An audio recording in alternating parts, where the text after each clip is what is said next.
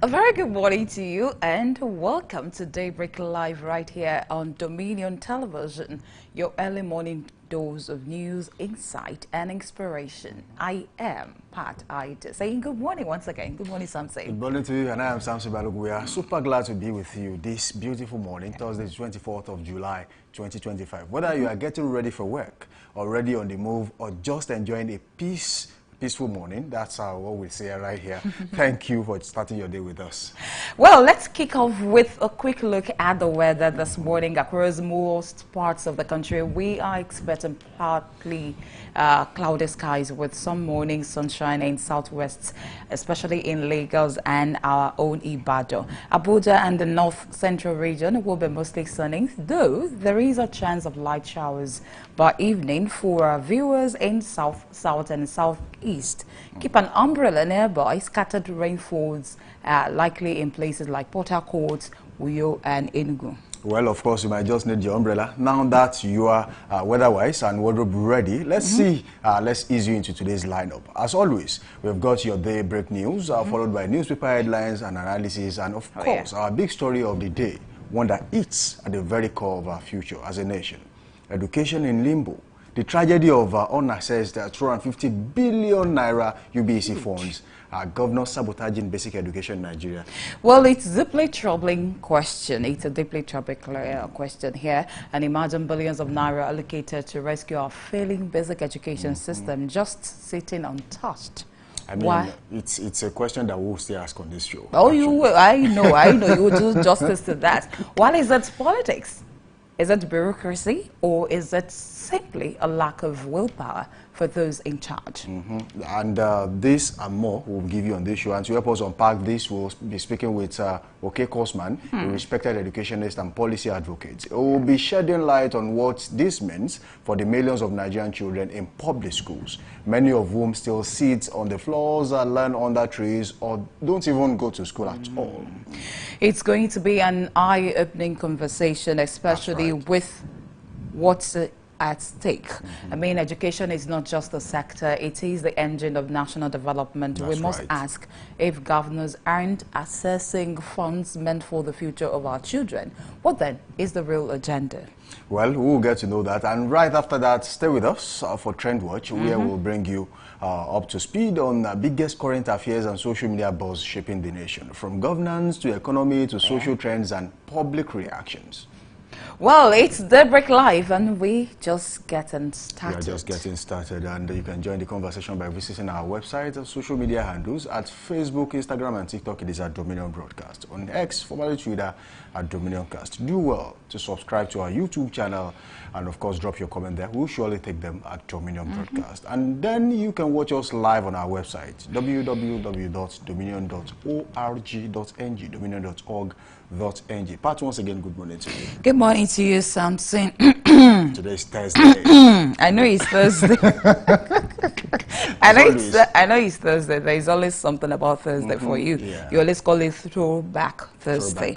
But then there's a video that surfaced on social media and talking about the man that got a police officer. A police officer. I don't want to, a police officer messed up. And one of his colleagues actually recorded it and posted it online. And there are lots of questions being asked, talking about the psychological evaluation of the police officers in question. And what's you look at it that you don't really get that respect. They don't really get that respect. They do get compared to when we talk about the 60s and the 60s and the 70s and 80s. And I think the thing got bad when you have some young officers being promoted over the senior ones. And they will tell you, if you really don't know people in power, you can't really get there. You can't really match. And from there, we'll see where they just do some kind of things, some attitude they portray on our roads, and you feel like, are they really representing the real Nigerian police? They should represent you as, I think, maintain peace and order. Yeah. I think the truth of the matter is the carnage is in the police force, and the police is actually, it's a kind of worm that, you know, it's better left unopened. But the truth of the matter is police officers no longer get the respect they deserve because they do not place themselves where they should. One of the things that will make an average Nigerian, you know, citizen disrespect a police officer is when you ask, you know, for bribe, and then when you are not doing your job as you should be doing it. You know, the goal is to safeguard lives and properties. And then when you leave that aside and then start doing some other businesses, then that brings you away from what you are expected to do, and then the respect comes on board. But I'm not speaking on the part of what they do basically now. I'm talking about, you know, what exactly is the rule that governs, you know, the police force? Why would a co-police officer record his colleague and put it on social media? I mean, even as much as they would want to punish the officer in question, the person who recorded also has to be punished. Because the failure of one is the failure of all. So if that happens, what if it happened to you that you are recording? So would you be happy if someone else recorded it? I'm not saying, you know, what even if you're trying to, like, okay, you want to punish that man or punish the officer based on he has been doing it constantly, which you might be advising him, and he's not yielding, he's not listening to any of your advice. But then report to your authority. Yeah. But Melody Kina, there was a report concerning that the guy is medically not fit. But I'm not sure if he's not medically fit. Why is it in the system? In uniform, actually. Let me cite an instance. I used to stay around somewhere Challenge exists, and there's this police officer who was always drunk. As early as 7 a.m. in the morning, he's drunk. So I was asking questions during that period, and they were telling me that I wasn't psychologically okay. Then what happens to a psychological evaluation for police officers? If it's not okay, then you place him under probably compulsory leave for some time. That doesn't mean he doesn't get his pay. But then get yourself fixed before you come back to duty. And when he comes back, you evaluate again and see if such officer is fit for work. And you get to see a lot of these police officers out there. The worst that will happen to him right now is that he gets transferred from that particular to another station, police post to another station, and they will continue from there. And this is these are things that really should be checked. But I think there is the Police Service Commission. The role is to check and then seek how to make sure that there is adequate welfareism for police officers. And if we are still having such cases and then nothing is done about it, I think it's a total disaster, and, you know, the government should actually look into it. The failure of the Police Service Commission is, that is the result of what we are seeing on our roads now. When police officers would just stop you and then take money from citizens, and then also what we call accidental discharge. It's your job to guard your gun. Why would you discharge accidentally? So these are things we should look at. Okay, looking at this picture now, if this man would have gotten a weapon with himself, don't you think he would have injured one or two people around there? You know, the guy I was actually talking about was always going around with AK-47 at Challenge Axis. Was always going around, even as early as 7 a.m. that he's drunk, you'll find a gun on him. And I asked that question, if this guy is this drunk, what if someone infuriates him and he decides to shoot? And, you know, he's not just going around with one bullet. Automatically, he has about 4 or 5, just like they count for them. And then he starts to shoot sporadically. What happens to average Nigerian citizens walking by at a time? So they might just be walking into their own death. But I will still say again, the Police Service Commission has a lot to do. See, every police officer has to be psychologically evaluated. Every police officer, including the IG. So once that is done, you are laying precedents. The IG will be laying a precedent that even I was evaluated. And then if I can be evaluated, then every one of you should be evaluated. And if you are not fit for service, take your time. Fix yourself up and come back. And the problem now is we don't even have enough police officers. Wait. We're still talking about the evaluation here. If a police officer is being evaluated, would we have a correct evaluation? Because some of them would say, oh, because this person is from my family, sentiments will be there. And you will see them to like, oh, let's just patch. That is the word for them. Okay, some people some of the officers that are medical unfit, Why do we still have them in that formation? The problem is we got here because we have always packed things up as a country. We have always managed things. If we had, started off fixing things the way it should be fixed, I think we'll be better off by at this time. But then, now that it is here, it is never late to start to do the right thing. The government can do the right thing. The people placed at the corridor of power can always do the right thing, and the Police Service Commission, in this case, can also do the right thing. Let's just hope that the right thing is done on this. And that takes us away from this segment of the show this morning. We say very big thank you for joining us. Do not forget, keep the conversation going. Drop your comments on the comment section, and definitely we are going to take them. And that will take us to our news desk this morning. And then when we are back, there's a lot to unpack on this show. We have just started, and of course, you are going to enjoy it. All right.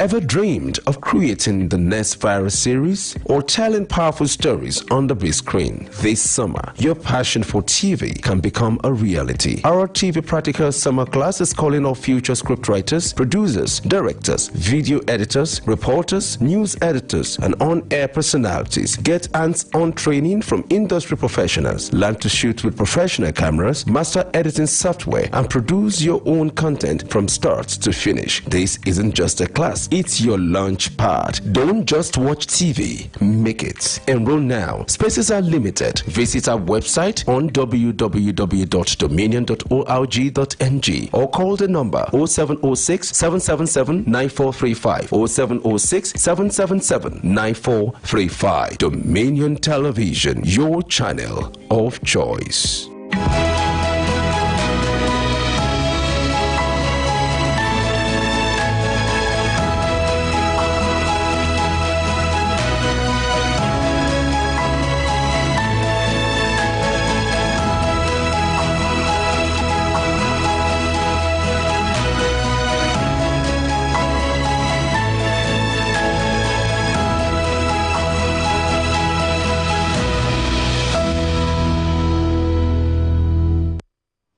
A very good morning to you. Welcome to Daybreak News on Dominion Television. I am Pat Aito.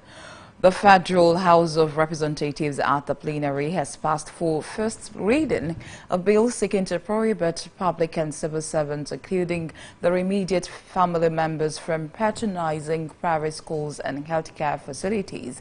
The bill, sponsored by Amobi Oga, who represent Isikwacho Umunaochi Federal Constituency of Abia State, is titled Private Institutions and Healthcare Service Providers Prohibition Bill 2025.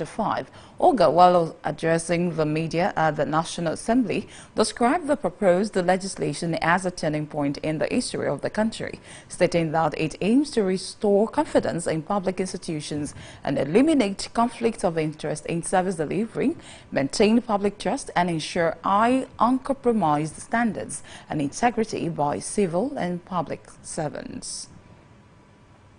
The House of Representatives Committee on Petroleum Resources Downstream Sector has launched an investigation into the massive investments made in the turnaround maintenance of Nigeria's major refineries and the reasons the effort have failed, prompting discussions about the potential sale. The chairman of the committee, Ikenga Uguchiere, disclosed these at the press conference while expressing concern over the shutdown of the Port Harcourt and Warri refineries shortly after being declared operational. He noted that the company responsible for the maintenance is reputable, raising questions about what went wrong. The 2023 vice presidential candidate of the Labour Party, LT Dati Baba Ahmed, has expressed support for the continuation of presidential power in Nigeria's southern region ahead of the 2027 general election. Baba Ahmed's stance is expected to spark further discussion within political circles, especially among opposition parties seeking to build consensus on power rotation. The People's Democratic Party has called on members who are joining coalition and other parties to stay with the PDP and build on its principle of building a great nation. The party also took a swipe at those leaving its aim to join the African Democratic Congress under the guise of a coalition to live in peace, as they cannot be in two parties at the same time.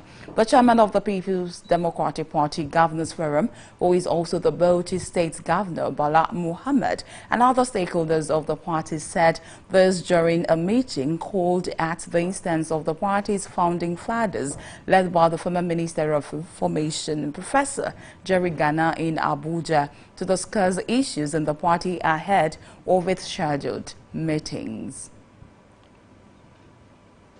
The Federal High Court sitting in Lagos has struck out the 12.3 billion naira charge filed by the Economic and Financial Crimes Commission (EFCC) against the chairman of the Honeywell Group, Obao Tudeko, and 3 others. The charge was withdrawn following submissions by EFCC counsel Rotimi Oyedepo SAN, who told the court that the matter had been amicably resolved between the nominal complainant, First Bank of Nigeria, and the first defendant, Tudeko.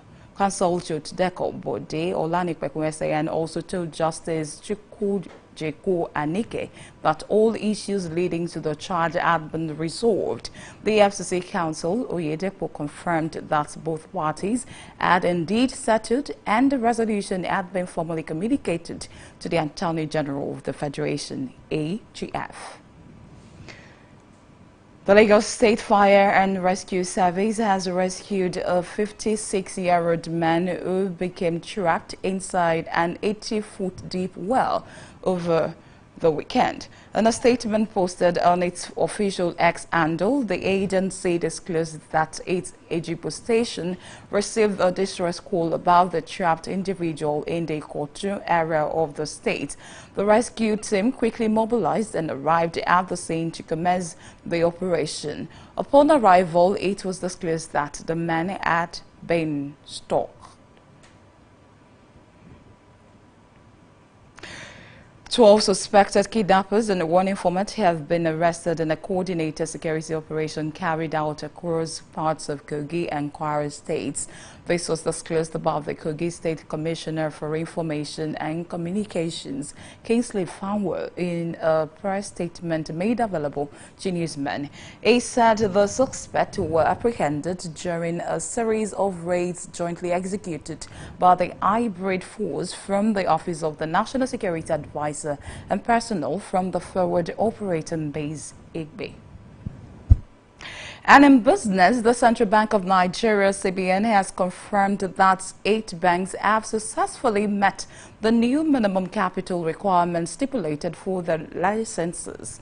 Speaking at the news conference in Abuja at the conclusion of the 2-day Monetary Policy Committee meeting, Governor of the CBN, Olayemi Kadoso, said many banks had made significant progress in strengthening their capital base to align with the new regulatory threshold. Under the ongoing recapitalization program launched in March 2024, the Apex Bank adopted a distinctive definition of minimum capital base in addition of pay-up share capital and share premium excluding other reserves and retained profits. And in sport, Shooting Star Sport Club has officially parted ways with its technical advisor, Benga Ogumbote, General Manager Dimeji Lawal, and entire technical crew immediately. Ogumbote rejoined the Oluyole Warriors on August 22nd, 2022 for a 3rd stint following the completion of his 1-year contract with Remo Stars, the then league champions. His time with the club has now concluded after 2 years and 11 months. During his tenure, he led the team to several notable achievements, including winning the Doxin Moboze Super Cup, the Oyo State Federation Cup, and the Sheyi Makinde Football Volunteer Movement Trophy. You can visit our website on www.dominion.org.ng to listen to us live and interact with us. You can also follow us across our social media platforms, Facebook, Instagram, TikTok, YouTube, and LinkedIn at Dominion Broadcast and on X at DominionCast. And that is the Daybreak News. Thank you so much for watching. Good morning. I am Pat Ito.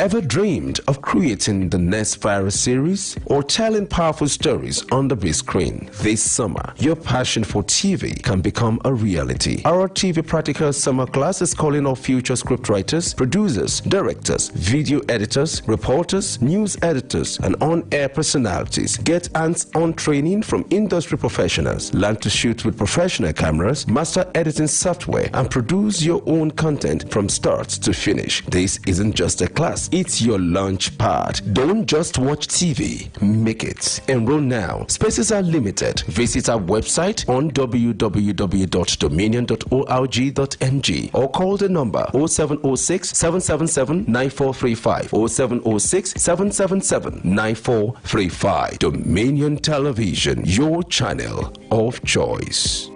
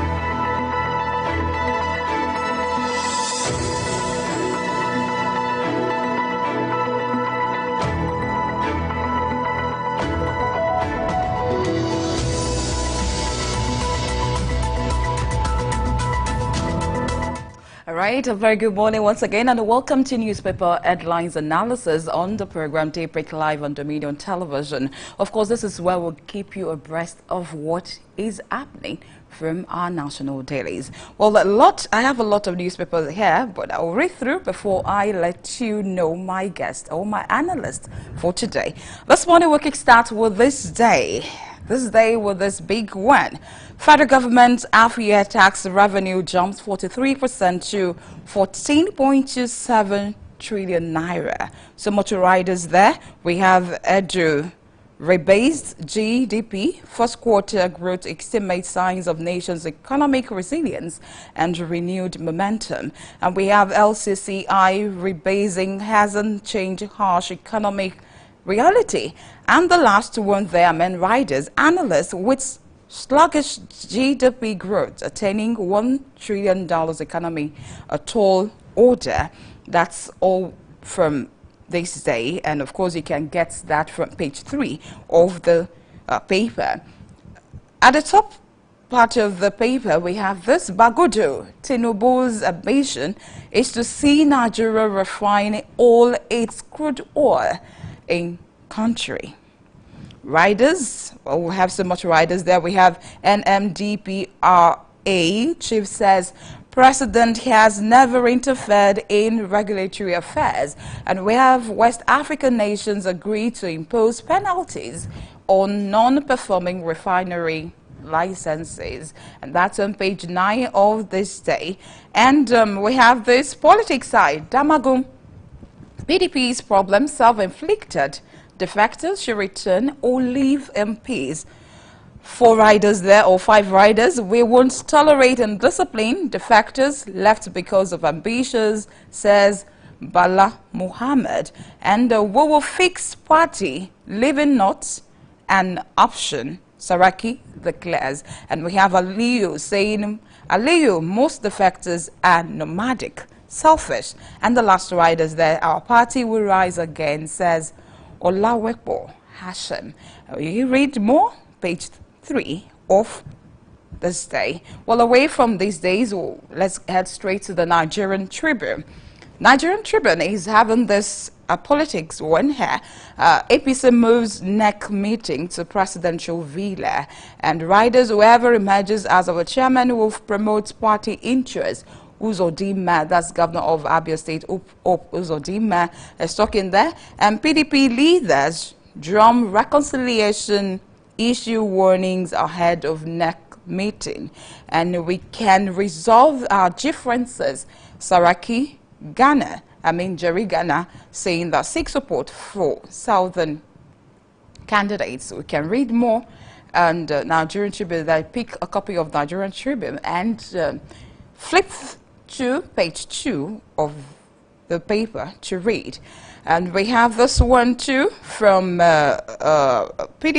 have this 4 more PDP senators defect to APC as party Senate majority grows to 70. Big one.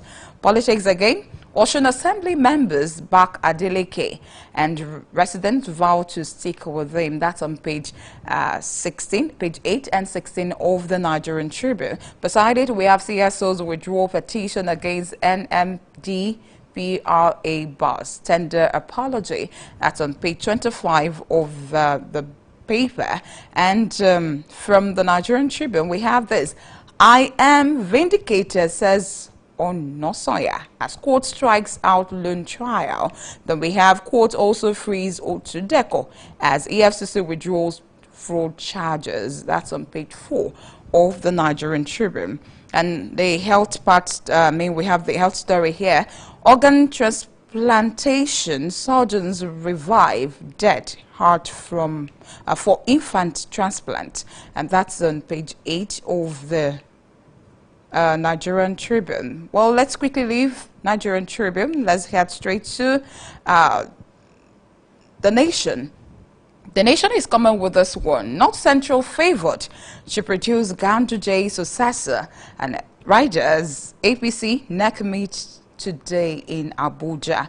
All party organs activated. Well, politics side again, we have the story. We have why PDP should zone 2027 presidential ticket to South by Jerry Ghana.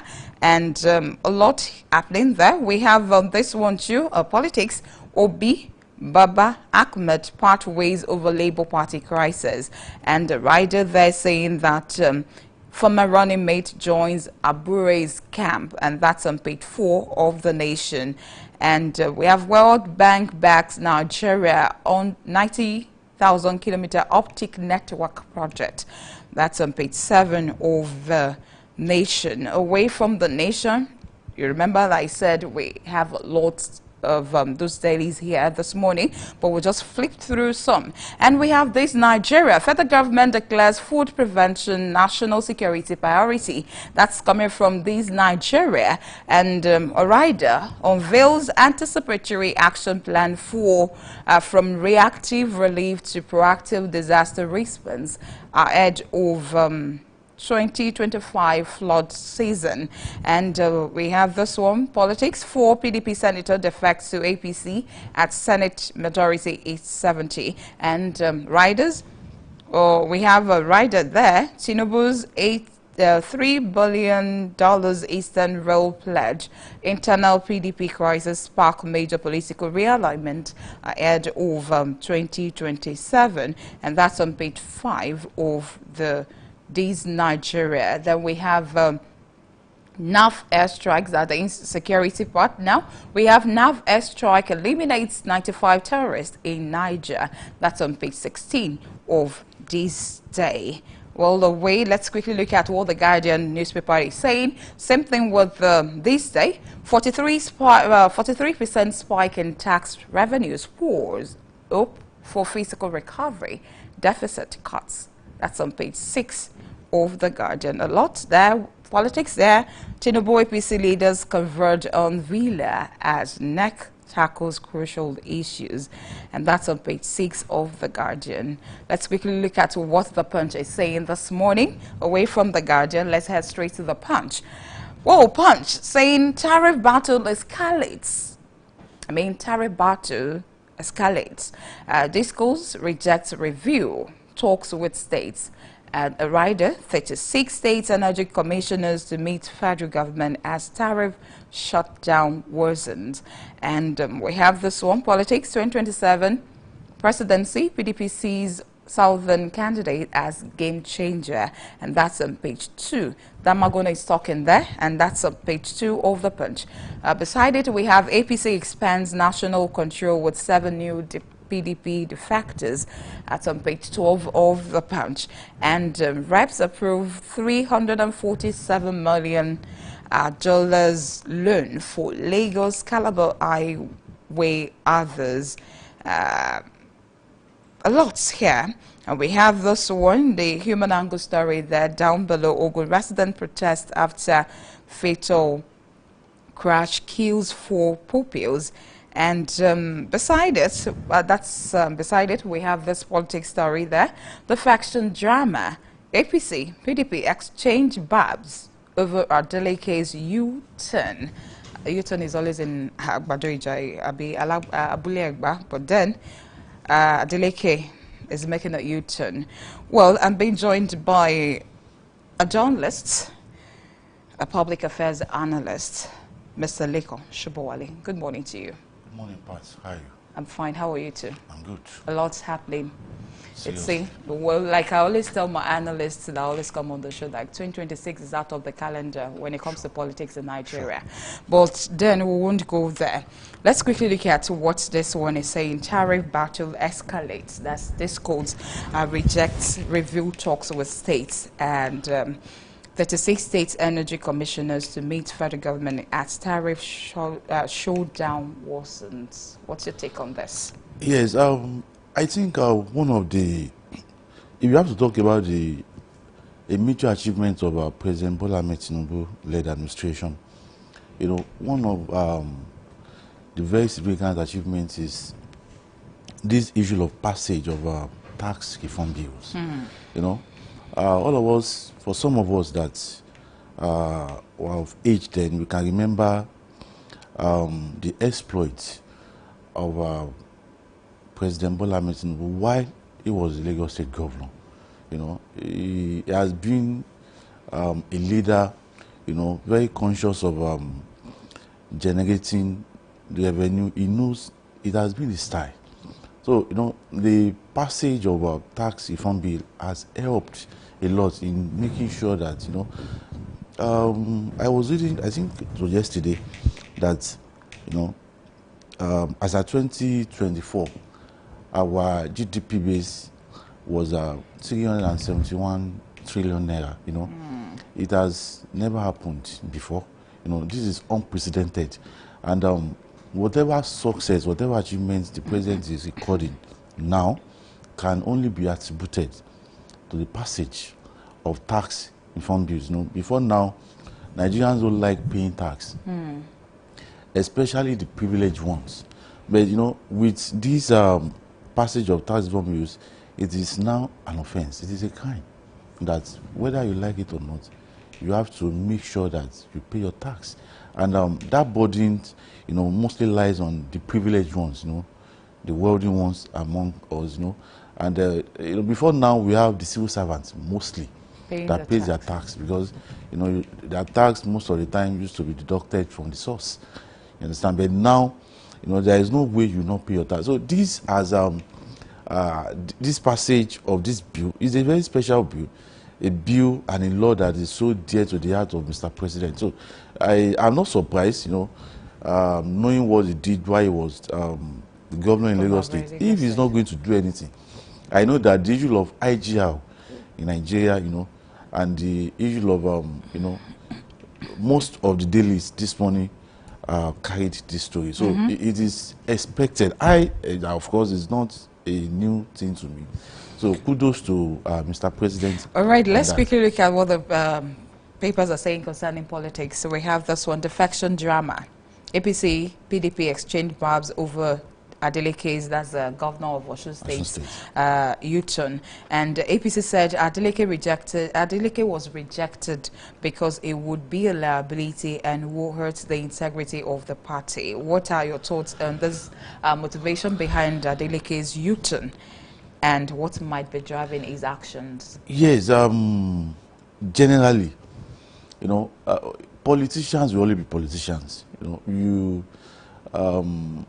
Adeleke, I don't want to believe that Adeleke will be a liability to APC. Looking at the waves of defection going on around the country. And let me say, allegedly, the President Bola Ahmed Tinubu currently is not having the northern state to his side. So the very first thing that is not having the northern state to his side. That's why I said allegedly. Okay. Most of us believe that the president is not having the northern states, in his side, going by some of the comments of the leadership of the northern region. So the very first thing that the president needs to do is to convert support to ensure that, we have 17 southern states, we have 19 northern states. The calculation is that, okay, let me have the complete 17 northern states. Osun State is part of southern states. Okay, let me have the complete 70 southern states. So Osun State is part of the southern state. And, fortunately, President Bola Ahmed Tinubu believes to have originated from Osun State, Igbiji. So, there is no way that he will not find a means of bringing Osun State to his side. You understand? And I don't think I've read comments and remarks by some leaders of APC in Osun State. If Adeleke is coming to APC, which I believe... Well, here, they said he made U-turn, like he wants to remain in PDP. But he's endorsing President Ahmed Bola Tinubu for second term. But in politics, 24 hours is a very long time. We are talking about 2026. This is 2025. This is July 2025. So, and we are having election in Osun State in 2026. So, in politics, 24 hours is a very long time. Who tells you, as at yesterday, they have already purchased Ankara that they want to use for defection rally. They are currently sharing Ankara in Osun State for Adeleke's defection. Some of the National Assembly members who are PDP are already going into APC. Defected to APC. Even the State Assembly, largely of PDP. Like yesterday, it was alleged that 10 of them are moving to APC. Is that a body language for? You understand? If you look at the trend, before now, former Governor Rauf Aregbesola and Governor Ademola Adeleke, they are together. They sing praise themselves, but now you can see the trend. Now, so, it is not for any of the APC gladiators, APC leaders in Osun State to stop Governor Ademola Adeleke. I remembered a few weeks ago, the APC National Secretary, Ajibola Bashir, who happens to be also a governorship aspirant in Osun State, was saying that whatever the decision of President Bola Ahmed Tinubu on the issue of Governor Ademola Adeleke is what he will be standing with. So, all these things, I don't want to say hands, I don't want to say, when the time comes for Governor Adeleke to move into the APC, none of these APC leaders can stop, because President Bola Ahmed Tinubu knows that with Adeleke in APC, he will be standing a better chance, of winning Osun State. Winning Osun State alone in or the Southwest. No, Osun State. APC lost Osun State in 2023. So, the calculations are on. That, okay, I just have to look at what is going on in the southern state of the country. I just have to have the whole 17 northern states. So if I can have the whole 17 northern states, fine. Maybe let me try to, if I can gather like 4 or 5 of northern states, I will be fine. So, Tinubu is a politician, he's veteran, not just. So he will do everything to make sure that he has, you can imagine a sitting PDP governor endorsing an APC president. So that tells you that something is. So, but I believe that all this noise, all these 24 hours is a very long time. All right, let's quickly look at this one. So, politics here. We have Tinubu APC governors in ISEC meeting before NEC. Remember the NEC meeting will happen today. Yes. And we have the Al-Makura, Tanko Al-Makura. We have Ali Daluri, that's the interim chairman. Yeah, acting national the chairman. acting national. Then we have this particular one, this Minister for Humanitarian Affairs, that's Niwat Tawe, Yitwada. It's there too. Why do we have this meeting before the NEC meeting that we're supposed to hold today? You know, in politics, that's what we call caucus meeting. You know, the inner workings of the party, you know, the political kitchen cabinet of the president. So, of course, they are going to have their inner caucus meeting, where it is at the inner caucus meeting that they will decide. You know, most of the things they that have you the see, likes of Hope Uzodinma being the chairman of the APC governors. So, you know, it is at the inner caucus meeting, the political kitchen cabinet meeting, that the politicians take decision. It is not at the NEC meeting. You understand? So whatever that will happen, whoever that will be the chairman of the APC, that decision will be taken there. You understand? Of course, everybody is believing that possibly, you know, President Tinubu is, you know, somehow disposed to Tanko Al-Makura of Nasarawa State. You know, especially when there is this clamor for not central or northwest being the chairman of the party. But let's, you know, like I said, in politics, 24 hours is a very long time. You never can tell what can happen in the course of, you know, their engagements, whether in their inner caucus meeting or even whether at the actual NEC meeting later in the day. So at least we'll know that the chairman will surface from all this. Of course. The three. Okay, APC will expand National Assembly control with 7 new defectors. I think we've talked about this. But there is a particular one here from the Punch. Reps approved $347 million loan for Lagos Calabar Highway and others. Well, according to Mr. President, the loan is necessary due to a rise in funding needs for Lagos Calabar Coastal Highway project, whose cost increased by $47 million. What specific section of this Lagos Calabar Highway will this $347 million loan be used for? You know, we can all remember that President recently commissioned few kilometers of Lagos Calabar Coastal Highway. And you know, it is not peculiar to this administration when talking of borrowing, you know, and getting loans. We can remember the days of late President Muhammadu Buhari. You know, we can remember the extent of loans that Nigeria got from the Chinese government through the Honorable Minister, former Minister of Transportation. But one thing that I believe is that there is nothing wrong in getting loans. You know, the most important thing is there must be justification for the loans. You know, the most powerful country in the world, the most powerful nation in the world, United States of America, they are in debt. They take loans.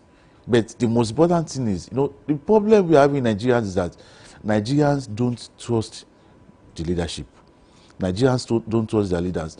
By the time people started hearing millions, billions of naira, you know, loans and all those stuff, they believe that the money will be embezzled. That are we sure that even if they, you know, it is not the issue of getting, it is the issue of if you get this loan, are you going to make use of these loans? You know, we can get loans to improve our infrastructure. We can get loans to develop our social. Yeah, you know, that's the question we keep asking our House of Rep.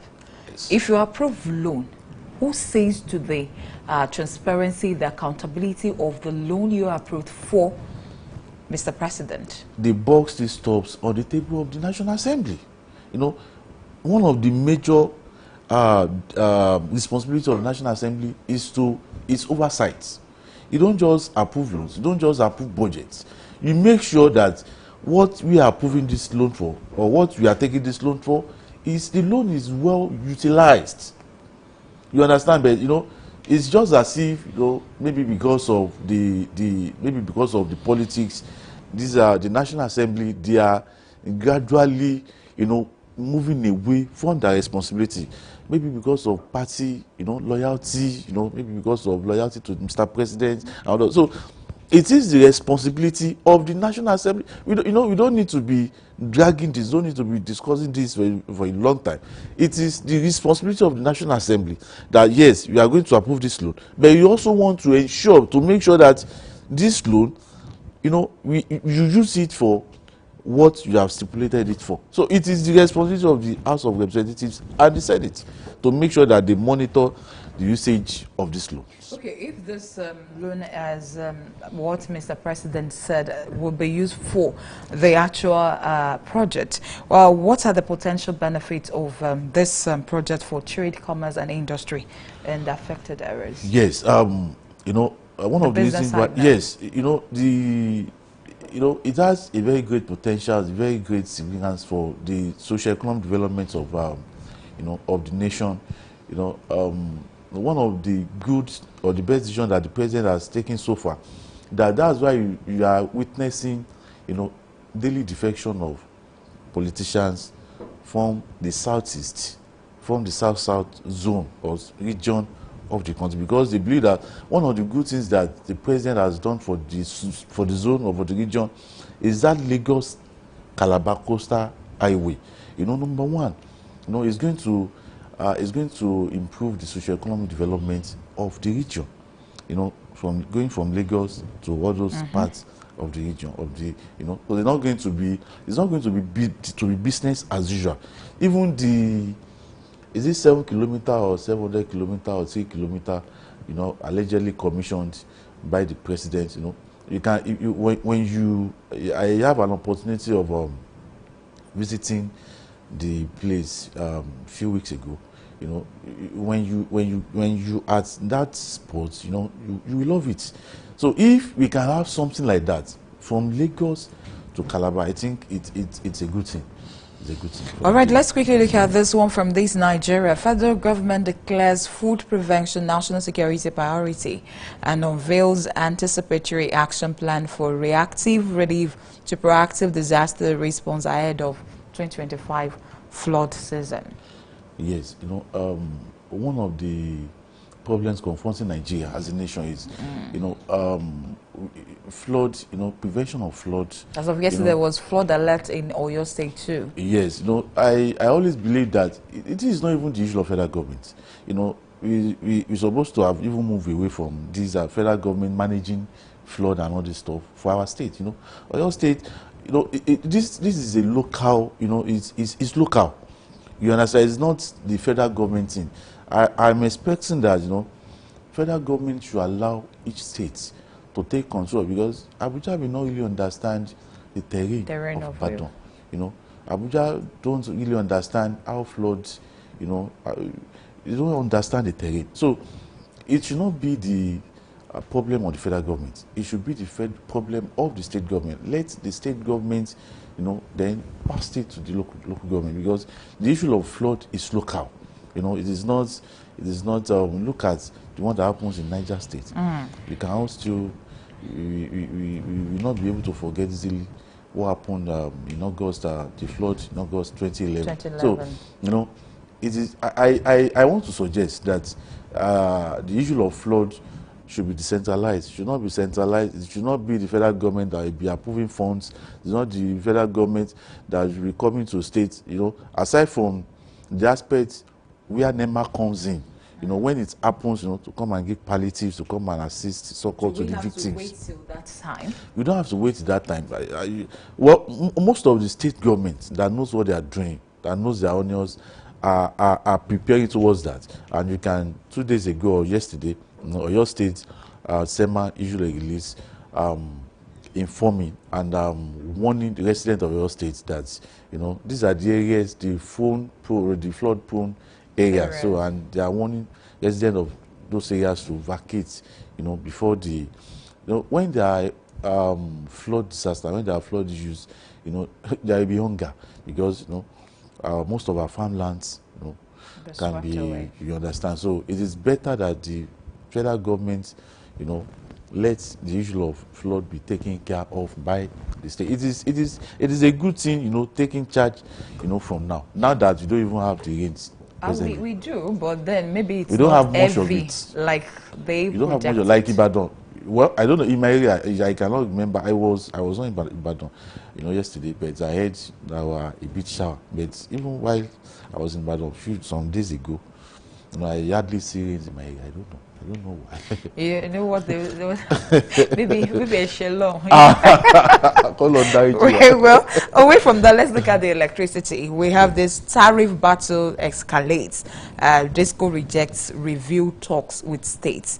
And the power distribution companies have kicked against any form of negotiation with states on power tariffs, stressing that the move by the state government might kill the power sector if care is not taken. Meanwhile, the Electricity Act 2023 had empowered the state to regulate the sector in the domain and resisted attempts to counter this development. Why the tariff battle? Pat, you know what? You know, this is not just a straight jacket thing. You know, it will be very difficult for state governments. You know, the Electricity Bill 2023 has empowered the state governments to also source for their own. But we have some states. Okay. Or your state is included. Enugu is there. Okay. I can't remember some other states where they said by September they will give them the license to, like, okay, have access to your domain, control it yourself. But why this tariff battle? See, let me tell you, most of the states, I think Abia State, 70% of Abia State no longer. I'm not too sure, but I'm aware that Abia State, you know, talking about electricity, they now have their own source of. So you know what they are discussing. You know, they are discussing the liability. The state government, they are having issues with DISCO over the liability of the federal government. You know, this is what we are still saying, that this thing should have been long time ago been decentralized. So you understand, you know, DISCO have their own budget, they have their own plans, they have their own spending. You know, the state government cannot just come up now and, you know, they now want to go into negotiation, they now want to go into discussion with DISCO over their tariff. No, I think, for me, I think it is early. What I will have advised the state to do is, like in your state, I know we have like 1 or 2 dams that can be our own source of electricity. I think by the time the state governments have their independent source of electricity, so that you don't even need to go into tariff negotiation or tariff discussion with DISCO when you already have your own source of electricity. I don't know if you are getting. So, you know, it is I don't know the word that can, you know, it's, some will say is overlapping, it's overstretched. So, you know, this now should not be negotiation period for tariff with DISCO by the state government. What should be done, or what should be happening now? State government, you know, some of these states are saying by 2030, by 2027, by 20, they will be having their own independent. I think the state government should look inward and find, like in your state, we have like 1 or 2 dams. You know, the dams are just lying. You understand? Let us go back. Let us generate our own electricity. You know, directly or indirectly. You know, the problem with DISCO and all these electricity generating companies will be resolved. You know, naturally. Okay, let's talk about the state government here, because state government's position. Can state government substantially subsidize the electricity tariff for the residents? Yeah, it is possible. Very, very possible. And how? Can. Okay, take for example, in Ondo State, a few weeks ago, I lent the distributed prepaid meters to the residents of the state. You know, is it not part of subsidizing? Well, what implication would that have on the budget? Well, what implication will it have on the budget? Yes, on the budget. I mean, the state government budget. See, the main responsibility of every government is to make sure that you take care of the residents of your state, of your citizens. So there is no amount of money that you spend on ensuring that your citizens, the residents of your state are well, that is much. So what is the budget? The budget is meant for who? Is it not for the residents and citizens of the states? So for me, I don't think that even though I'm of the school of thought that all these subsidizing all this stuff should not be part of our culture and our things again. But if they want to do that, or if they are thinking of doing that, if they want to subsidize electricity for their residents, especially in this time that we are now, I don't think it's not a bad idea. Well, let's look at the future prediction here. How would how would this shape the future of Nigeria, our sector? Yes, I think we are getting there. There has been a consistent improvement in the power generation of Nigeria. And I believe if the present effort is sustained, electricity in Nigeria will be well improved, and there is a future for Nigeria when it comes to the issue of power. Yes, I'm very sure of that. All right, thank you so much, Mr. Olalekan Shobowale. Well, before I let you go this morning, let's quickly look at this. Let's quickly look at this. And Amaechi is talking here. He said, I am tired of 2027. It's still politics. He said, I am tired of Tinubu. APC must be replaced. Amaechi. Who is going to replace Tinubu? When you said Amaechi, I laughed. Why? It's so funny. Amaechi saying that he's tired of Tinubu. Tired of Tinubu as in how? Politicians will it's tired because he's talking about hardship being untold to the Nigerians. I mean, back and forth, you're telling us that our GDP has grew, but it's not. We are not seeing it as a citizen of this great country. If anybody we're talking about hardship in Nigeria, it should not be Rotimi Amaechi. You don't understand. Politicians, I don't know. They most times they play upon the intelligence of Nigerians. Amaechi was recently indicted that his wife collected 4 billion naira every month. Money. He's there. He has not come out to deny. I read that his wife. But it's his wife, not him. His wife denied yesterday. His wife, not him. He is not. But Amaechi said that whatever that he has achieved, the money that he has made and the prosperity and all those stuff that can be attributed to his wife. That's what he said. That's what he told Nigerians. You understand? So Amaechi, we know how the loans that he signed on behalf of Nigeria, making railways and all those stuff. The debts are still there. When he was the Minister of Transportation. So when he was Minister of Transportation, I'm not a spokesperson for anybody, but politicians will stop playing upon the intelligence of Nigerians. You understand? So what Amaechi left office less than 3 years now. It's just over 2 years now. He was the governor of Rivers State. He was a former speaker, a minister of transportation, super minister for that matter, for 8 years. What has been his contribution, even to Rivers State? So Amaechi is not in the best position to be telling Nigerians that he's tired of president. If maybe he's talking about himself, that he is tired of President Tinubu. Maybe. He's not speaking for Nigerians. He's not speaking for the people of Rivers State, and he's not speaking for Nigerians. Because of this, what's it called? This former Minister of Transportation, that will make me to align this headline talking about our very own Governor Makinde Commission's Akubo Ojinriola on Daba Road. That's what Sheikh Makinde has been doing. How would you rate infrastructure in this administration? Yes, I want to commend. Well, I commend Governor Sheikh Makinde. Yes, the governor is doing well, especially when it comes to infrastructure development across the states. You go around, you move around, you look at tiring of roads, development of bushes around us into estates. So, Governor Sheikh Makinde is doing well. How would you rate him on the ratio of 8? rate? How would you? Well, see, 3 days ago there was this picture that was released flying around, showing us the Shaki Igbo Shaki road.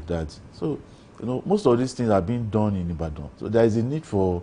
That's why I find it so difficult to give him any mark now. Accolades.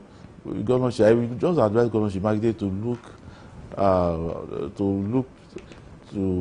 maybe you can just visit some other parts of the state and should not limit it to Ibadan alone. I will not be able to, but in Ibadan, it's doing well. All right, thank you so much, Laleko Shobowale, a journalist and a public affairs analyst. Thank you so much for sharing your thoughts on what the papers are saying. I mean, the headlines. Of course, this is where we will be joining the cutters on newspaper headlines and analysis.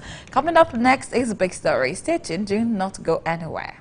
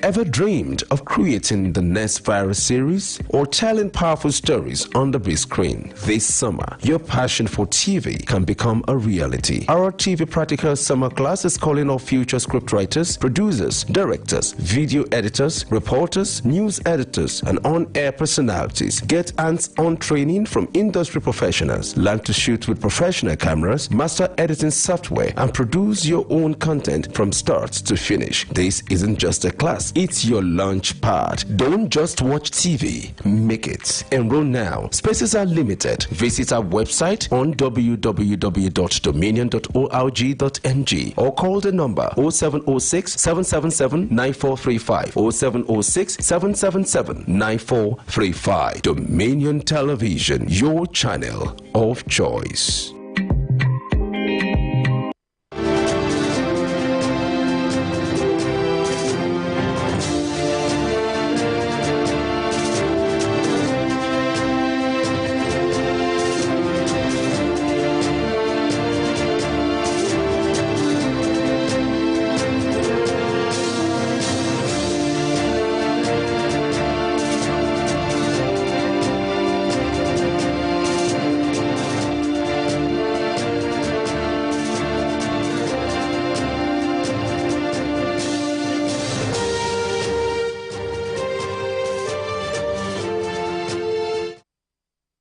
Welcome to The Big Story.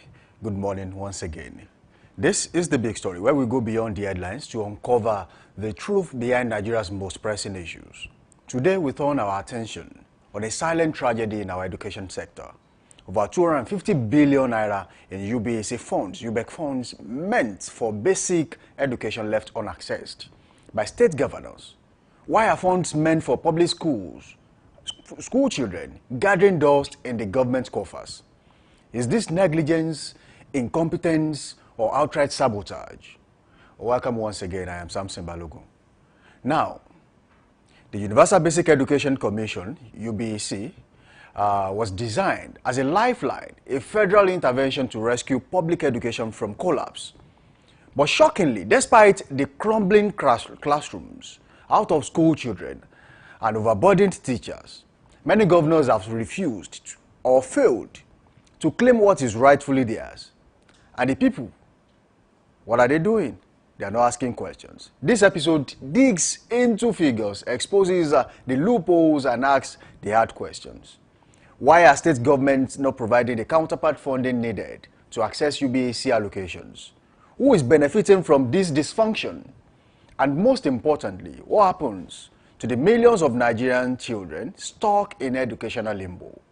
Good morning once again. I won't be doing this alone this morning, as I have with me online Comrade Cosmas Okechukwu. He's a social crusader and an advocate for better education. With him, we'll be doing justice and making sense of this particular issue. Why do we have a sabotage of education in Nigeria? The public education sector is in limbo. Classrooms are collapsing, they are crumbling. Go through the streets of Ibadan, go to public schools, you will see dilapidated structures. Have you checked the restrooms in all these schools? What is the condition? Some schools don't even have restrooms. They are public schools. Go to other states, including the FCT. The carnage in the education sector, for me, I consider it a can of worm. And this morning, we are going to open it. Good morning to you, Comrade Cosmos Okechukwu. Good morning. Good to have you on the show. I'm happy to meet you. I'm happy to also be a respondent to this very issue. All right, there is a lot to talk about. Most state governors in Nigeria have failed to provide the counterpart funding to unlock the 250 billion naira UBEC funds. What exactly is the problem? Are governors deliberately sabotaging public education in Nigeria? Well, this I will say it is a deliberate effort because it does not affect them directly.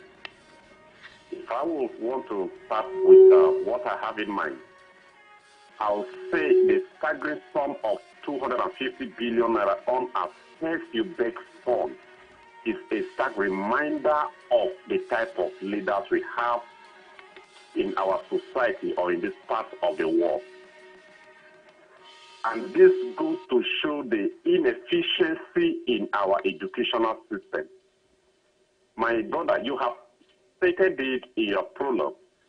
Let me postulate here vehemently that if this fund have been assessed, the amount could have been utilized to improve the infrastructure, as you have said earlier, used to train teachers and also improve on the learning material, and ultimately enhancing the quality of basic education in the country.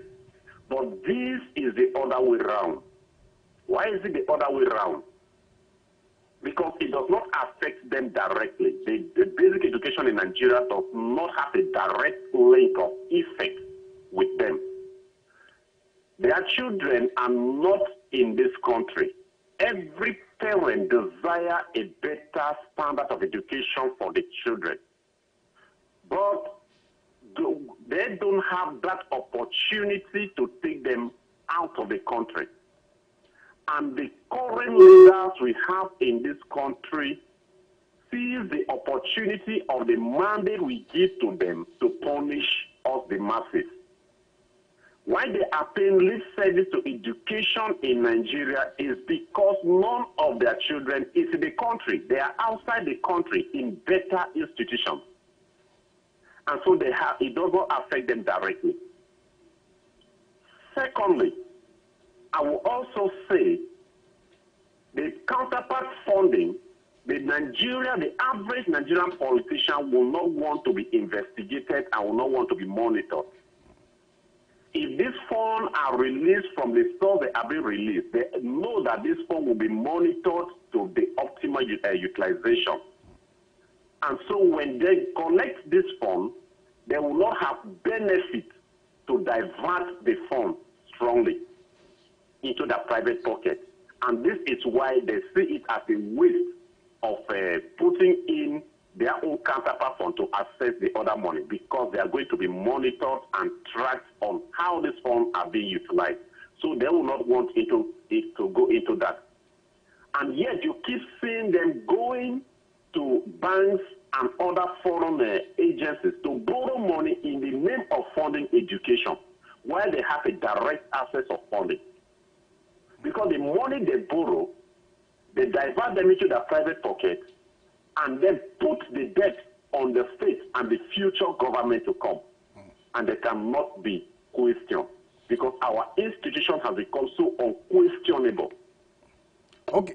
Before we go further on the corruption that has ravaged the education sector in the country, now, from your professional standpoint, what is the state of public education in Nigeria?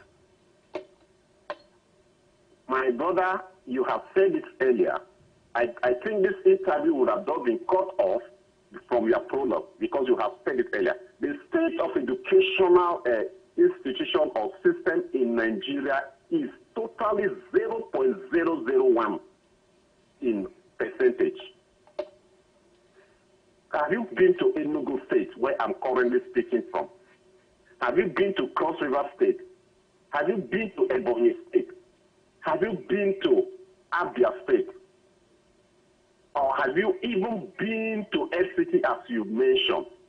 You shed tears. You see children sitting on bare floor to write in public schools.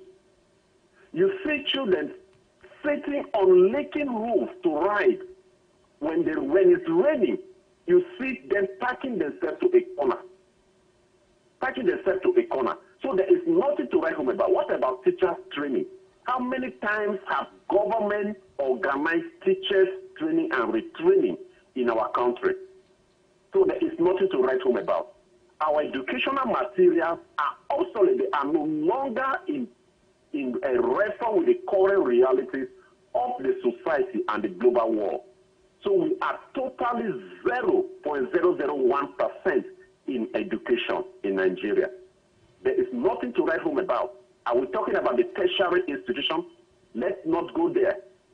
Because we are now projecting or producing students into the society that will be a burden on the international community. Because a time will come that Nigeria will no longer produce students or graduates that can stand the test of time in the world. All right. Now, the unaccessed funds, how does it practically affect the learning outcome of an average student in public schools? Psychologically, emotionally, and even socially. Now, bring a child who has been, maybe let's use the private school within this country. Some private schools are 100% better off than government schools. Bring the child from the private school that is well equipped to at least 50% standard and compare that child learning ability, interaction, and social interaction with a child from the best public school in Nigeria. You will see that the child from the public school will be dumbfounded in all aspects of social and emotional interaction. Because the environment, okay, now let me not go too far. I took my children to a competition organized by the Girl Child Foundation. I took them there to a private school in Enugu State.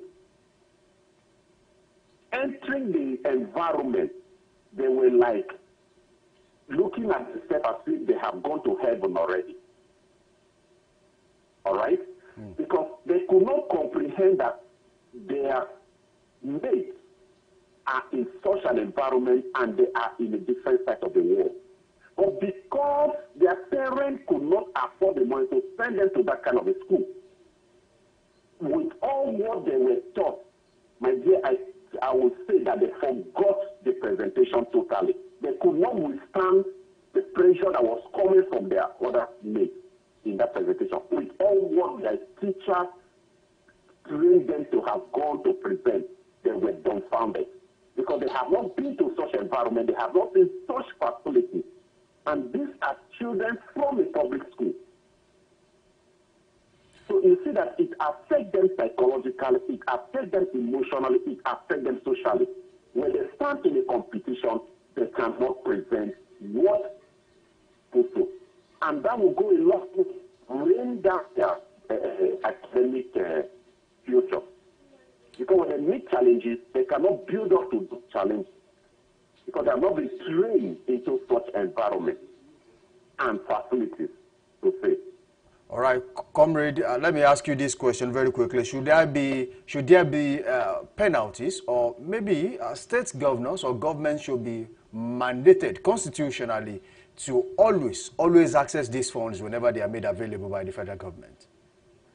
My dear, when you talk about mandating, what is the state of our legal institution? What is the state of the EFCC? Do you have a law in Nigeria? Let me mention Bole. Where is Yahaya Bello? What is to him? What has happened to him? Have you been to Kogi State? They can beat the law and go scot-free with the law. And this is because our security system is being channeled and trained to defend the elite and not the society. So no matter the law you promulgate, they will still beat the law and go away. He who pays the piper dictates the tune. What are the judges doing? Are the judges standing upright? So the thing I will say, even if it is mandated, it should be put in law. Or let me put it totally clear. Education should be in the exclusive list. That can a little bit salvage the situation of public education.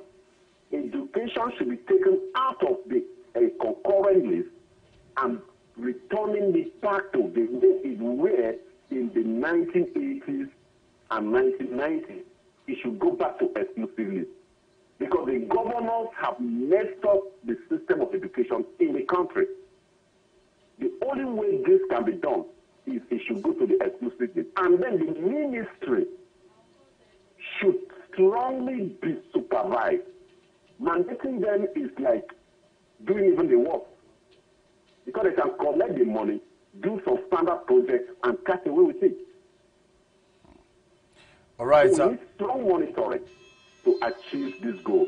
Now, I want to ask you, do you think decentralizing the UBEC funds, where state governors do not have to provide counterpart funding, do you think this will work? Come again, please. Do you think decentralizing UBEC funds, where governors do not have to provide counterpart funding, do you think it will work and, of course, improve education in the public sector?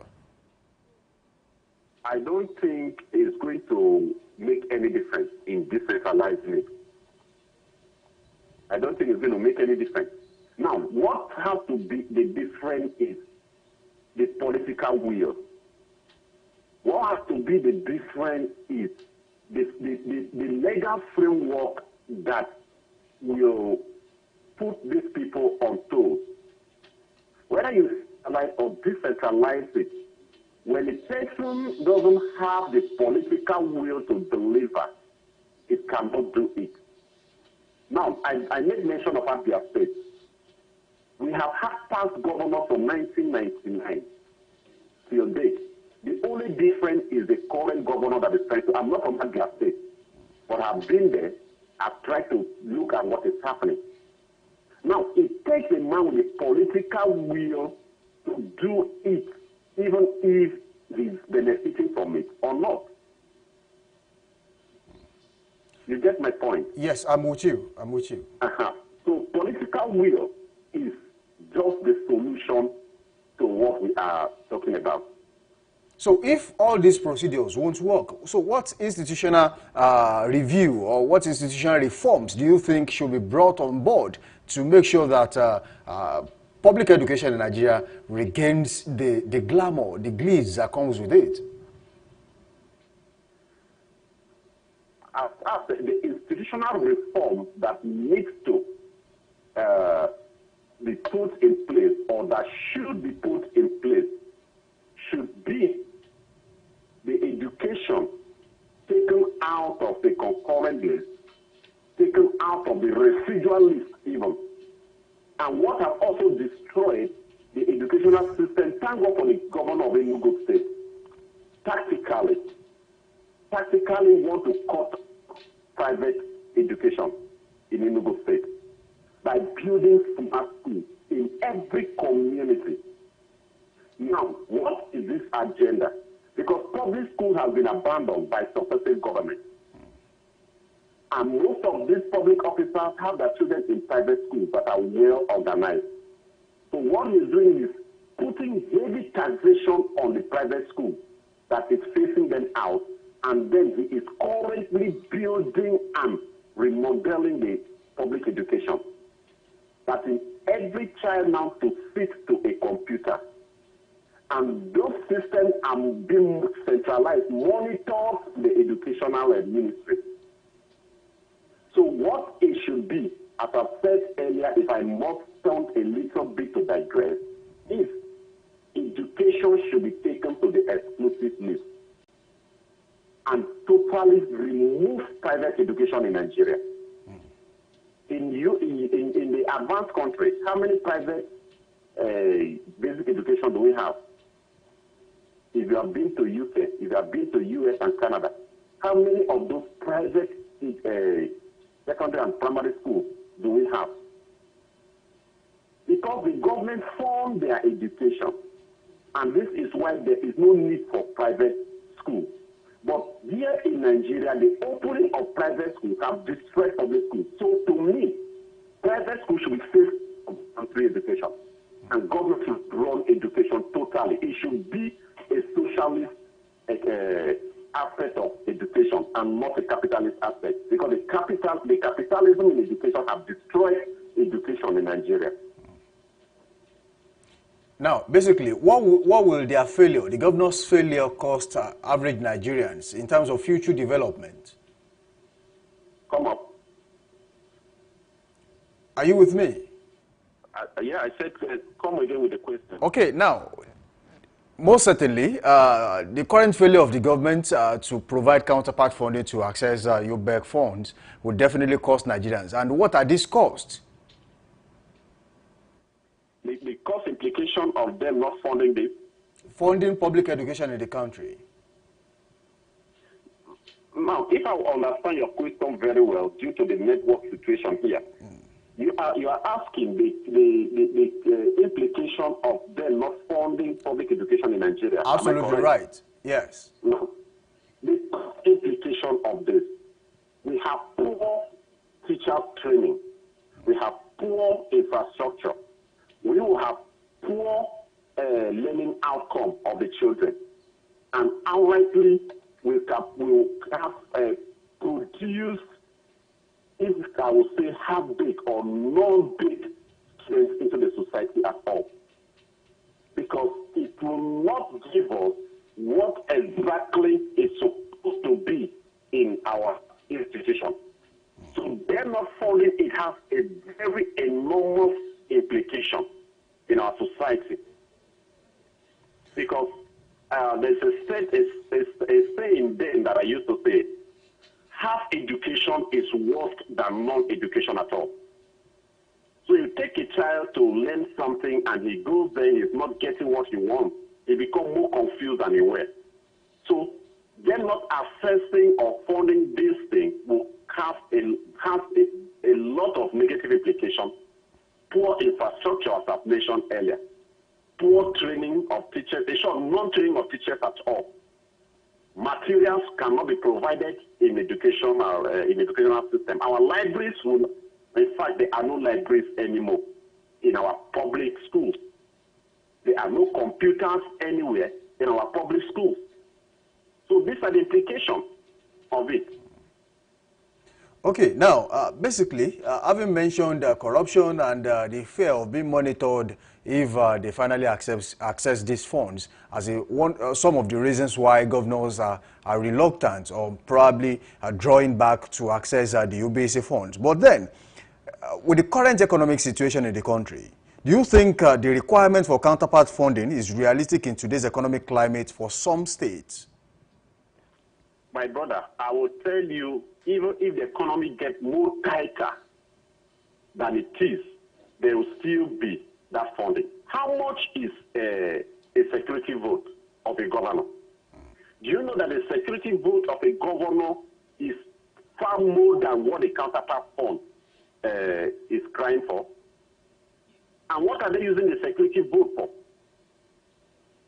How much, now let's go back. a little. In some states, there are what we call abandoned projects. A government can abandon that project and take up another project. This is, and why are they taking those new projects, abandoning the project of their sector? Is to lay a foundation for their own money. Because if they go completing those projects, there will not be enough money for them to embezzle. So when you talk about the economic situation, it's not an excuse at all. Take away the entourage that always go with the governor.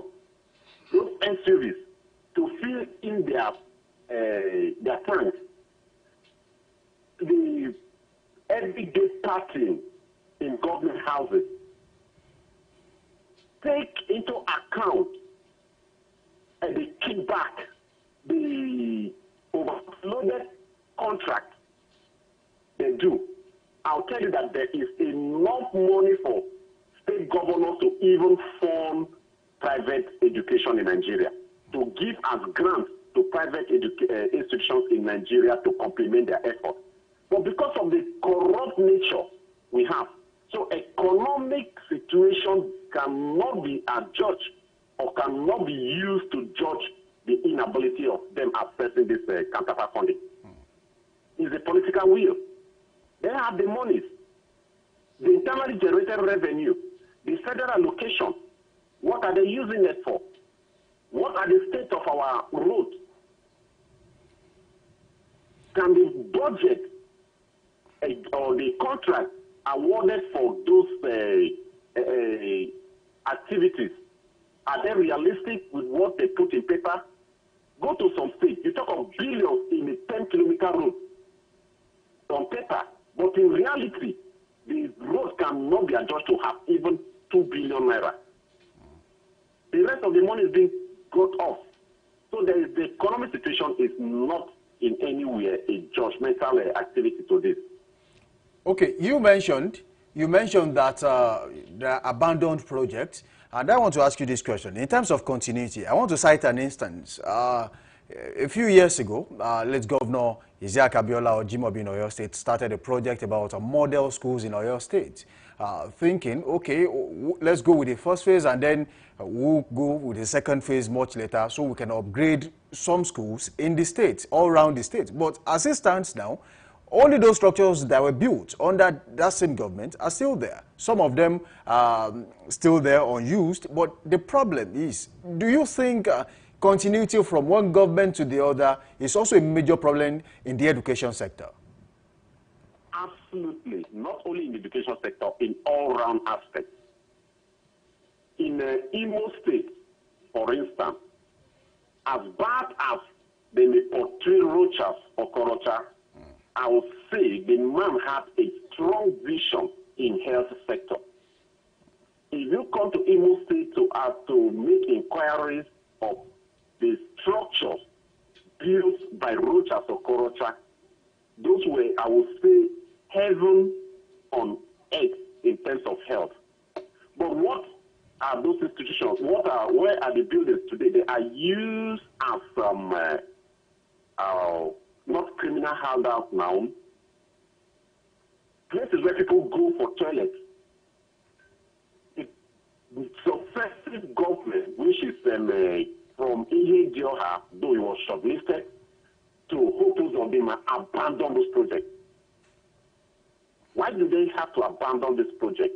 Because those foundations that have been made, if you go to say you're putting 10 billion naira in continuation of that project, a critical economist and a critical thinker will assess the amount, the level of jobs that have already been done and what you are coming to complete, and can tell you that this amount is too much for the completion of this project. So they will not want to venture into that. They want to go into new projects of their own so that they can tell you the cost which you may not be able to investigate and put together. In as much as I praise the Enugu State Governor for what he is doing, it is also fraudulent because you build a smart school beside the already existing public school.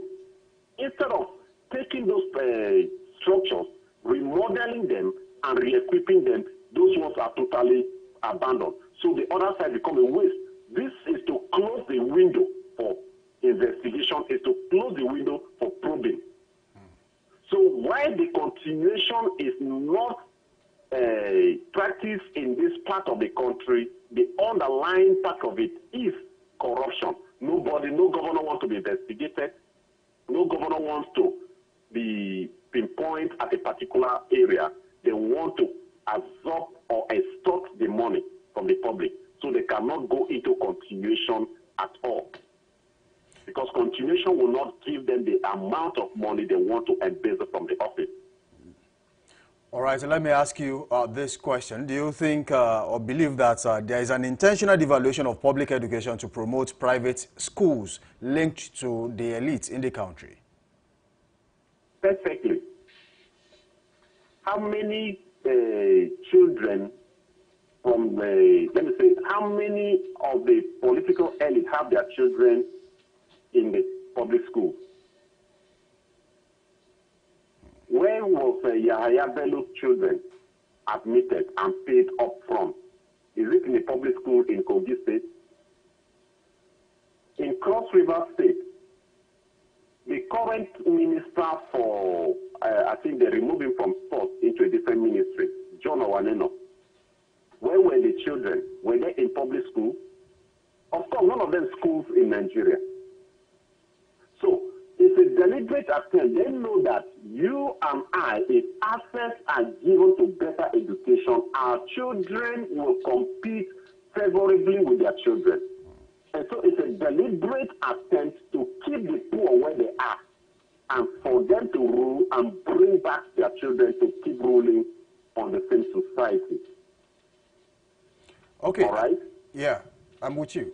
So that is a deliberate attempt to undermine the educational sector for the poor, not to get to where their children or they want their children to be, because they don't want a healthy competition between their children and the other. All right.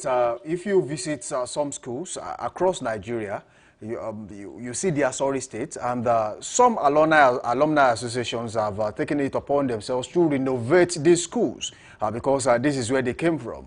But in some cases, some of them are restricted by government of the day, saying, look, there are some things you cannot do because it is the role of the government. But even the government is not doing what it should be done. So what would you say about alumni of some schools taking it upon themselves to renovate these classrooms, provide laboratories, libraries, and some other facilities needed by students to learn adequately? Well, as you said, are being restricted by some state governors. I would say the alumni activities in various schools and even in the universities, I would say it's a social corporate responsibility, giving back to the society what they benefited from the society. But the government is stopping them from doing this because they see it as a challenge and a discredit to them. For the alumni, a private hand or private group to come and renovate a particular institution or sector, and the government is not doing it, the government sees it as a threat and a discredit to this administration. Now, what should be done?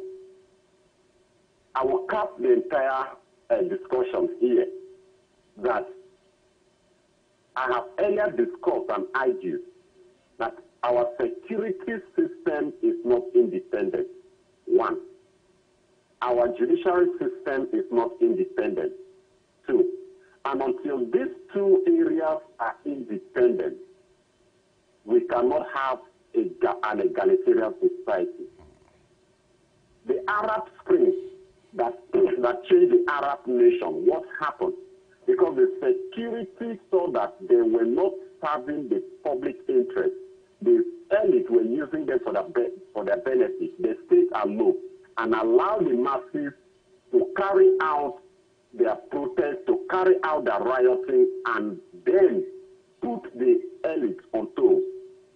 But in in Nigeria, this may take donkeys of years to be achieved because of our tribal differences and the rest of them. Because as I am from the Niger Delta, you want to protest against my own brother, I may say because it's not from Hausa. Tinubu is ruling. The Hausa want to protest against Tinubu. The Yoruba will say because it's not an Hausa person. So this is a big challenge in our society, the complex society we live in. Okay? So the alumni doing this and the government stopping them is because the government don't want to be exposed and the government don't want to be discredited. I would have said alumni should sponsor a bill in the National Assembly to grant them a constitutional place to carry out their social corporate responsibility. So that if any governor wants to stop them, they can provide the section of the Constitution that gives them the right in the court of law to do what they want to do. This can go a long way to expose and expose the inadequacy in our public offices. All right, let me ask you this before we go on this show this morning. What role, how can stakeholders like teachers, parents, unions, even the National Assembly collectively advocate for better utilization of UBEC funds in the country? First of all, do we still have voice in this country? I'm not too much into political activities. As I said, I'm a social crusader. The case between Natasha and the Senate President, how is it going? Can you bring a poor farmer in Kafanchan or that poor farmer in Ogbomoso to go to the government house and speak? Will even the security and give him access to see the governor? This could not really go. So the only thing we are saying is the civil society should be apolitical. The civil society should organize themselves truly, ask questions on how to better the society, how to better the educational system, and provide some legal framework to take to the House of Assembly, to take to the Senate, to make them a law. If you leave it for the PTA, many schools, now let me say, when ANCOP was put in place, that is the Association of Principals, secondary school principals, came into place. That started the downfall of education in Nigeria. Though then I was in JS1, that was in JS1 in 1999, I was in JS1. All right? Now, we know what PTA were doing, how PTA were really challenging the activities of schools. But when ANCOP came, PTA today died off. They no longer call for PTA meetings for a feedback of children doing in school and a feedback of what children are doing at home, for the two to collaborate together. So the side of PTA cannot even be discussed here because they no longer exist. The thing I would say here is civil society should collaborate with relevant stakeholders in the educational sector, the permanent secretaries, the chairman of various educational boards. Ask some questions, make some investigations, and take up framework to the National Assembly to make it a constitutional provision in some certain areas. This can only be a stepping stone to the solution. All right. Thank you for joining us in the studio this morning, Comrade Cosmas Okechukwu. You're welcome. Yeah, we say very thank you for being a part of this show. We do hope that next time we call you, we'll be here. I pledge to be. All right. Comrade Cosmas Okechukwu joining us all the way from Enugu State this morning. He's a social crusader and an advocate for better education. That brings us to the end of the big story right here on Daybreak Live this morning. Education is not just a sector. It is the foundation of our future. Yet, while our leaders make speeches about transformation, the funds to make real change are left idle somewhere. Today's conversation must spark more than outrage. It must inspire action, accountability, and reform. Until our leaders are held responsible for every child denied quality education, the tragedy will continue. This has been The Big Story, where truth meets responsibility. See you next time. Samson Balogun is my name. Up next is Trend Watch. We'll be this time out.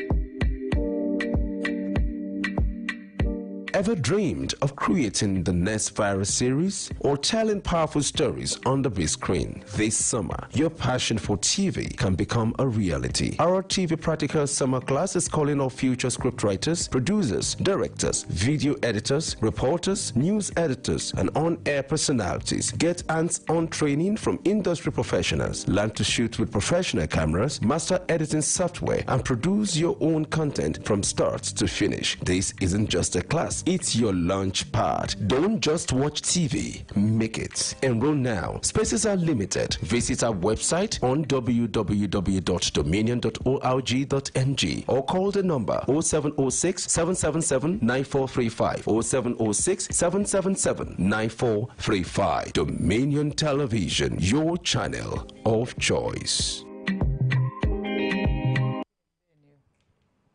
All right, welcome back from that short break. The show is still Daybreak Live right here on Dominion Television. And of course, this is the Thursday edition. Don't forget to keep the conversation going. Link up with us on all social media platforms, Facebook, Instagram, and TikTok at Dominion Broadcast. Drop your comment on our YouTube channel, subscribe to that channel, and most definitely, we are going to take your comments. You can also link up with us on X, formerly Twitter, at Dominion Broadcast. Watch us live on our website, www.dominion.org.ng, dominion.org.ng. And of course, Pat Aito is still here. Yeah, we're Together still very making much sense of, trends on social media. Yeah. Well, today we're looking at the Minister of State for Finance talking about Dr. Doris Uzoka Anite, saying that Nigeria loses $18 billion yearly to tax evasion, illicit financial flows. Well, she wrote a lot there. I think I can read through. So the federal government has revealed that Nigeria loses approximately $18 billion each year to tax evasion and illicit financial outflows, primarily through profit shifting and tax avoidance by multinational companies operating in the country. Well, exactly what my analyst said this morning, that it's now a law that if you don't pay tax, you will definitely be fined or be fined, and you pay for, you atone for that. Because most people that paid for what's it called, the tax, the civil servants, because before they earn the money, the money gets to them only after the tax has been removed. So if they say, there was a time they were talking about if you want to register for anything, you just have to bring tax. They will tell the student that go and tell your daddy or your mommy to bring tax receipt. And did they still do that again? I don't think I have had that in recent time, but I still have some people who go as far as they're going to. I think at that time they will tell you to go to Makpo Hall, to go and pay some amount of money. And some people do it that time to just keep the receipt in case people, there are questions like that. Oh, where is your tax receipt and a receipt like that? But people no longer take that into consideration. They really, because I don't think there is anywhere you go in Nigeria now, unless you are into corporate, responsibilities like that. That's when you are asked, oh, do you pay tax? But then, as an average individual, especially for those whose monies, do not go to other people, in the business sector too, the monies come to them directly. Some of them even get cash. So paying tax becomes, how do they even calculate how much is to be paid for tax? Well, the woman just made mention of something that tax avoidance by multinational. They are getting from us, but to come back and give to us, it's now a problem. And that's why sometimes I say some things that we only call on federal government to do. What about the social responsibility? These are the things the multinational companies should be doing. It's actually not, you know, the primary, it's not just the federal government or the state government or the local government that should actually provide some things. Even in some cases, some multinational companies get tax waivers because they have actually invested the money in corporate social responsibilities. CSR. I've been to places where the road that leads to that particular company was actually done by that company, and then the governor gives them tax rebates because that road has been fixed. So things like that are being done by some companies, but there are others who actually feel like, oh, Nigeria is a relaxed place to do business, so every penny they make, they don't want to pay tax. And they just well, she went on to describe the illicit financial flows as Eden pipe draining national wealth. Right. And the minister stressed that such activities not only hinder revenue generation, but also weaken the government's ability to deliver critical infrastructure and services. So if you're paying your tax, there won't be any need for government to borrow. And to borrow a lot of money to just fix our infrastructures. You know, there are some countries in Europe that really do not have too much. They rely heavily on income tax, and that's what they do. That's what they take from the people and then use it to fix the country. So in a country like Nigeria, where we have natural resources, we have so much to bank on, and yet people are still, you know, evading tax. I think that should be looked into, and the pipe drain that the minister actually mentioned will be blocked, and then the country will be fixed. Well, I think there are comments, but before you read that comments, I think the woman went further to say that for years Nigeria relied heavily on oil revenue, a volatile and unsustainable source, and she said, and the new reforms aim to shift focus from oil to diversify to non-oil revenue. That's why you have the new tax reform bill, four different tax bills now that says, oh, it has become an act actually because it has been accented, and then the president says, look, we have to widen the tax net. We have to make more money. That's the only way the country can survive. I don't think an average Nigerian should actually evade tax as long as you are in the capacity to pay. What will happen to civil servants who don't even get to decide how much to pay and when to pay it? They are being subjected to tax payments whether they like it or not. So it's been done. So if that is done to civil servants, I think everyone should also emulate this. That is when you can actually come out and say, as a Nigerian, I pay my tax, and if you have not fixed road that leads to my house, social amenities, things like that. So you get to say that. Just like an individual who fails to vote during the electioneering period and says, oh, the president is doing badly. You do not have the right to say it because you do not even vote.